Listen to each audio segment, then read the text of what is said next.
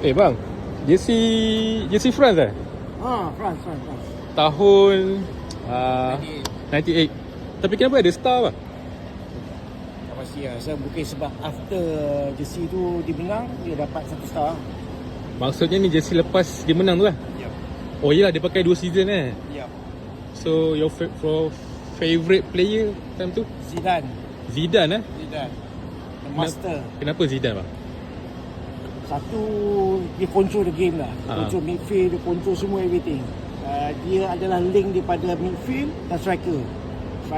Walaupun dia ada banyak pasukan tu banyak star, tapi dia still boleh maintain lagi kan. Maksudnya abang punya first love Zidane lah. Zidane, always Zidane. Your first World Cup 98? Actually 86. 86 bang? Dia dah tahu lah umur saya kan. 86 lah. Saya pun tak wujud lagi tu. 86 lah. Tapi 86 tu Platini? masa tu tak minat. Masa tu Maradona main era lah. So tak minat sangat Platini ni. More towards Maradona kan.